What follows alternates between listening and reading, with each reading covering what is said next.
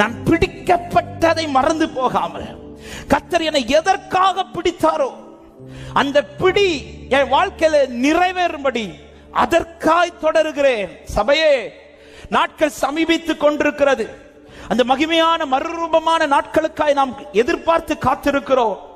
எல்லாமே நமக்கு தெளிவாய் காண்பித்துக் கொண்டிருக்கிறது. ஆண்டவர் வெகு சீக்கிரம் வரப்போகிறார். ஆமென். சபை, இந்த நாட்கள் விழித்துக் கொள்ள வேண்டிய காலம். இனியும் முடங்கி இருக்கிற காலம் அல்ல, இனியும் உறங்கிக் கொண்டிருக்கிற காலம் அல்ல, இனியும் இஷ்டம் போல வாழுகிற காலம் அல்ல, இனியும் நம் காரியங்கள் நடக்கிற காலம் அல்ல. அவருக்காய் ஆயத்தப்பட வேண்டிய காலத்திற்குள் வந்திருக்கிறோம். தேசத்தில் நடக்கிற ஒவ்வொரு காரியமும் நமக்கு தெளிவுபடுத்தி கொண்டிருக்கிறது. இயற்கை வெளிப்படுத்துகிறது, அரசியல் வெளிப்படுத்துகிறது, அதிகாரங்கள் வெளிப்படுத்துகிறது, மனுஷனுடைய ஒவ்வொரு கிரியைகள் வெளிப்படுத்தி கொண்டிருக்கிறது, அறிவியல் வெளிப்படுத்தி கொண்டிருக்கிறது.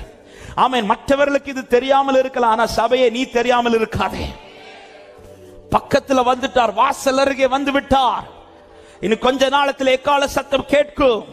அப்பொழுது அவருக்காய் காத்திருக்கிறவர்களை அவர் திரும்ப அழைத்துக் கொண்டு போக வரப்போகிறார். ஆமென். சொல்லுங்க பார்க்கலாம்.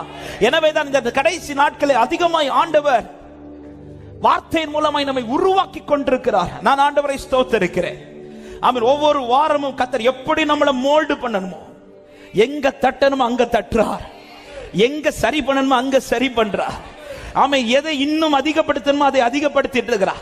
இதை என் வாழ்க்கையில ஃபீல் பண்றேன்னு சொல்றவங்க மாத்திர சத்தமா ஆமென் சொல்லுங்க பார்க்கலாம். ஹல்லேலூயா. ஆமென். எனக்கு வெளியில ஒரு ஆசீர்வாதம் கிடைக்கிறதை விட எனக்கு உள்ளான மாற்றத்தை கர்த்தர் அதிகம் தந்து கொண்டிருக்கிறார் நம்புறவங்க மாத்திரம். எனவேதான் வெளியில என்ன மாறுதுன்னு பார்க்கிறதை விட உள்ள நான் எவ்வளவு மாறுறேன் பாருங்க. ஆமென். உள்ளான மாற்றம் தான். உள்ளான மனிதன் நாளுக்கு நாள் புதிதாக்கப்படணும். எனவேதான் ஒரு தேவ பிள்ளை இந்த நாட்கள், எஸ் கர்த்தர் எனக்கு நிறைய காரியங்கள் செய்ய வேண்டியது இருக்கிறது, என் குடும்பத்திற்கு, என் வாழ்க்கைக்கு, என் பிள்ளைகளுக்கு வார்த்தை தந்திருக்கிறாரா, அந்த வார்த்தை நிறைவேறும், அதுல சந்தேகம் இல்லை. ஆனா ஒரு தேவ பிள்ளையுடைய போக்கஸ், ஆமென், எகிப்திலிருந்து ஜனத்தை மீட்டது எங்க போறதுக்கு தெரியுமா? கானானுக்கு போறதுக்கு தான். என் நடை என்னைக்குமே கானான பார்த்தா இருக்கும். என் போக்கஸ் எதுக்குதான் இருக்கணும் தெரியுமா? கானான பார்த்தா இருக்கும். வழியில எனக்கு வேண்டியதெல்லாம் அவர் தந்துட்டு தான் இருப்பார். ஆமென். வழியில கிடைக்கிறதை பார்த்துதான் ஜனங்கள் முறுமுறுக்கிறாங்க, ஏங்குறாங்க. உன்னை அழைத்த அழைப்பு என்பது வழியில கிடைக்கிறதை பார்ப்பதற்கல்ல, உனக்கு ஆயத்தம் பண்ணினதை பார்ப்பதற்காக.